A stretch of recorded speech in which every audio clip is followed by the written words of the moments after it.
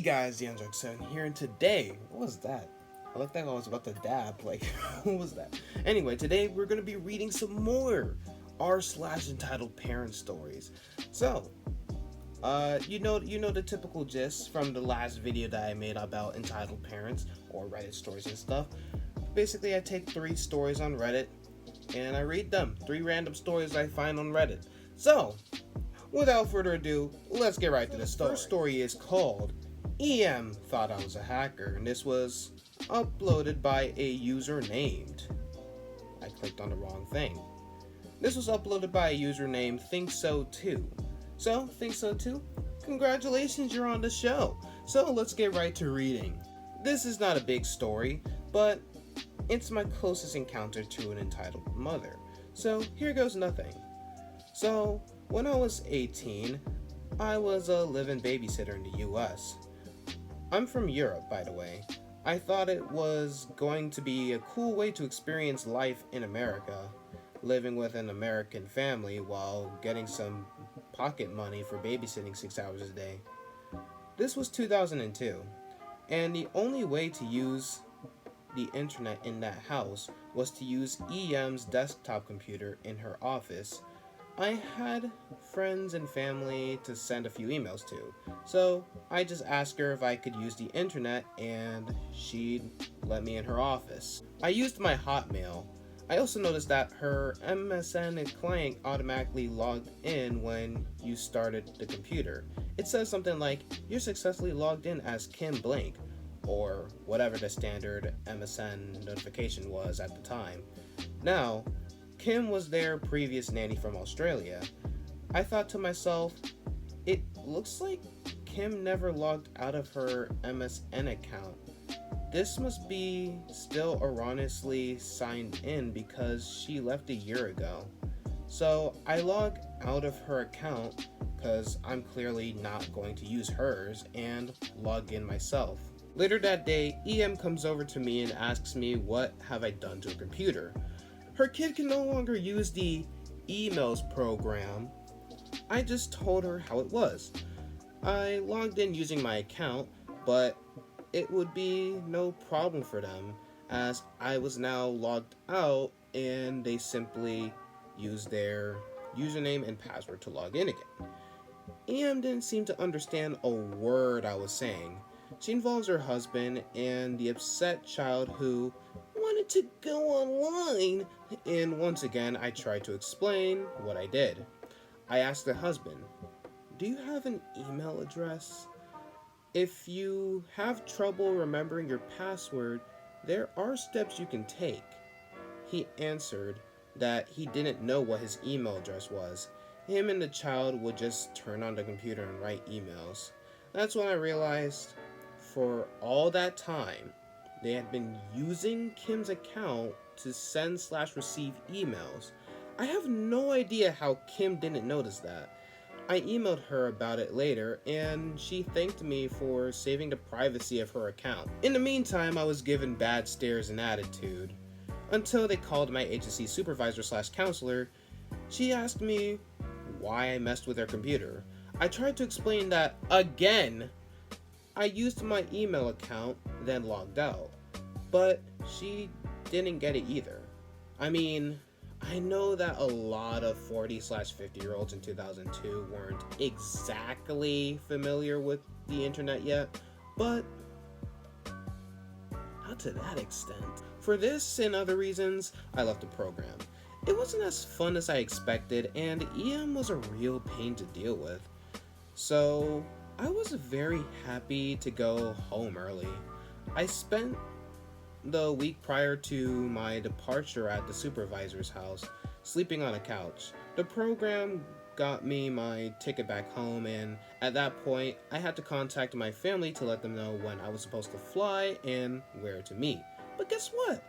I wasn't allowed to call internationally, and I wasn't allowed to use the computer because they wouldn't trust me.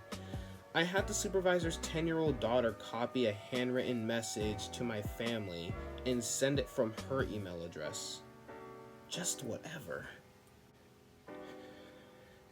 Do you not know Entitled mothers are hackers! So this next story is called Entitled Dad Yells at My Cousin for Parking at Spot for Electric Cars.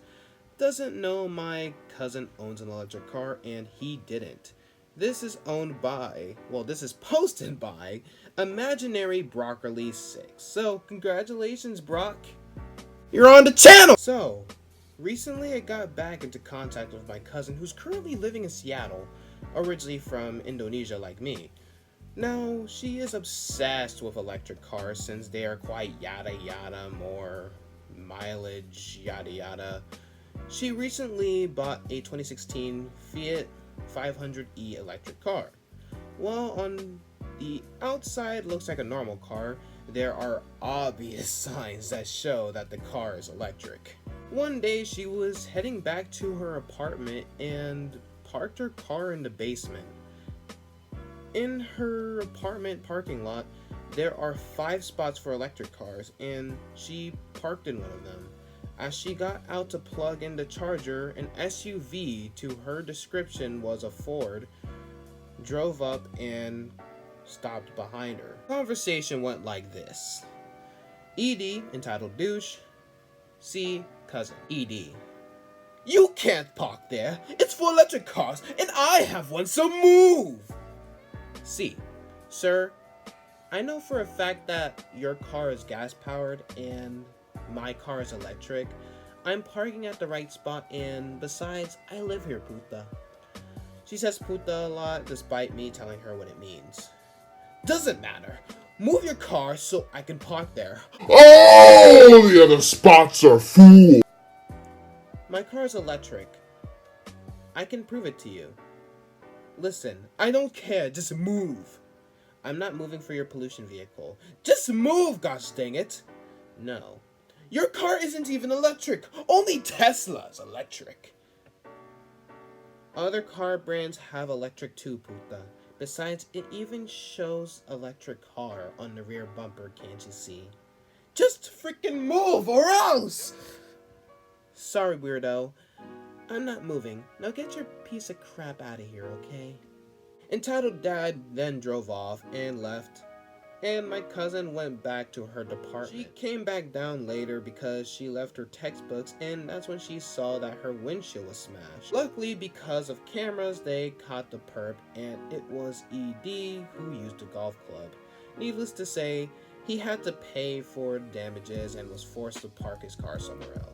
No arrest, just a dumb entitled dad that doesn't know that there are other brands that make electric cars other than Tesla's electric. This guy was born to be a troglodyte, wasn't he? Now this last story here is EM doesn't understand why 1800s child's toy isn't interesting.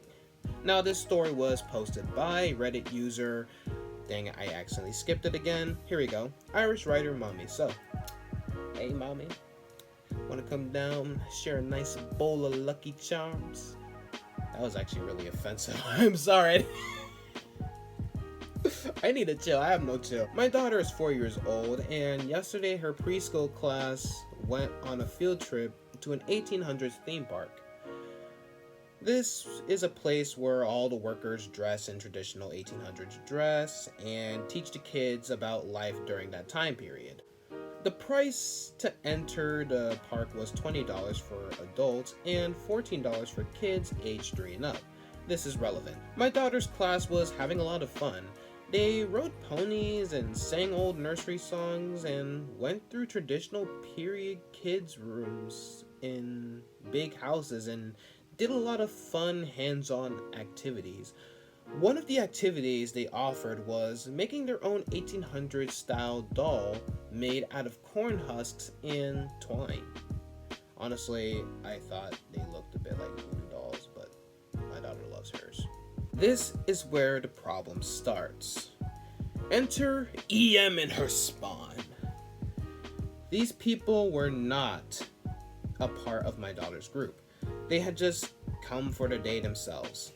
But they were sitting at the same table as we were during the doll making.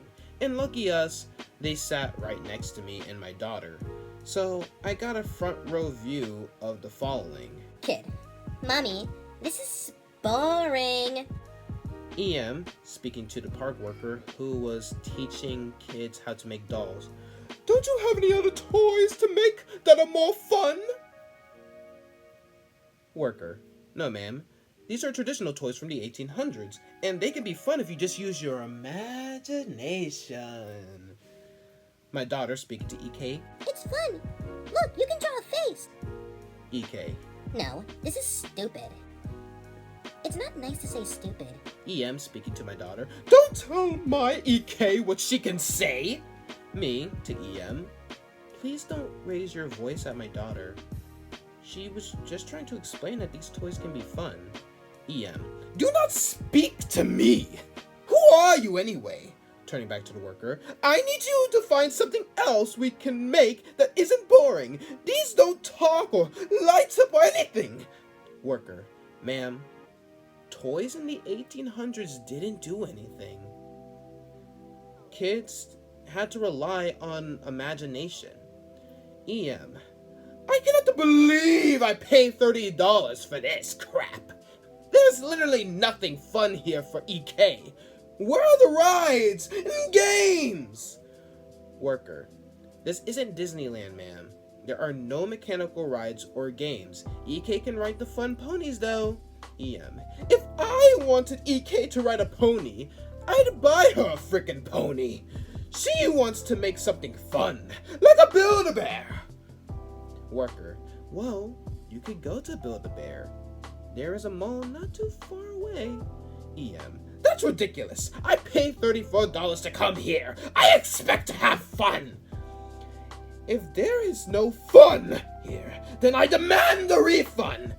Worker. Man, please lower your voice. If you want a refund, you'll have to go talk to the ticket desk. EM. Funny how the ticket desk has a freaking credit card machine.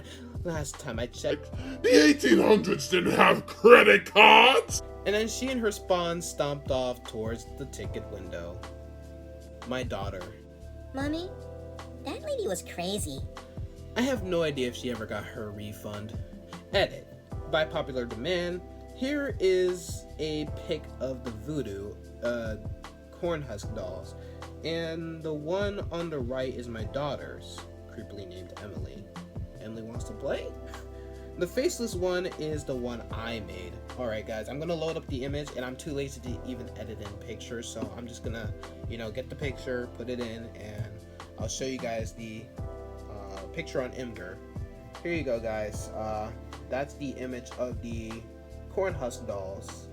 Pretty interesting, and I can see how this can open a child's imagination. So that's pretty cool. Irish Rider Mommy. That's pretty cool. If you're watching this, by the way. I'm so sorry you had to deal with Satan and her spawn. I'm sorry. Edit 2. The doll is creepily named Emily. Not my daughter, LOL. This is probably the best one by far because I loved voicing that entitled mom, and I love the ending. I love the ending, how the workers are she's trying to convince everyone else, oh, there's nothing fun for my daughter to do. And the workers are ma'am, this is an 1800s place, but there's no rides, no arcade games. And then the people are dude, this isn't Disneyland. If you want your daughter to experience fun rides and stuff, go to Disneyland. And then she tries to get a refund, and she looks at the cash register thing, and she's all it's funny how the ticket desk has a credit card machine when credit cards didn't exist in the 1800s. I love how she tried to pull that bull crap out of her butt, even though herself doesn't know anything about the 1800s. So that's pretty funny. That's pretty funny. Anyway, guys, that is going to be the end of this video. If you guys enjoyed this video and you guys want more Reddit stories, you guys already know what you guys have to do. Freaking smackety smack the like button, and make sure you guys comment down below if you guys want me to do any more Reddit stories. It doesn't just have to be entitled parent stories. You can do r/scary Reddit stories, Reddit ask stories and stuff like that. Or no, what is it called? Ask Reddit, or choosing beggars or whatever. Pro revenge, nuclear revenge. Comment down below what you guys want, because I'm just gonna keep reading entitled parent stories, rants, unpopular opinions. Oh gosh, the list goes on. The list goes on.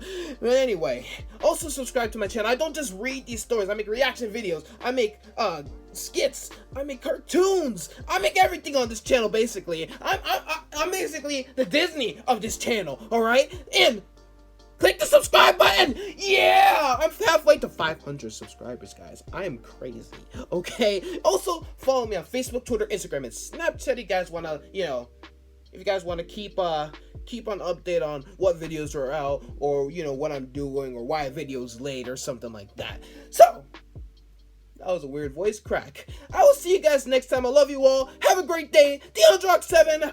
Oh!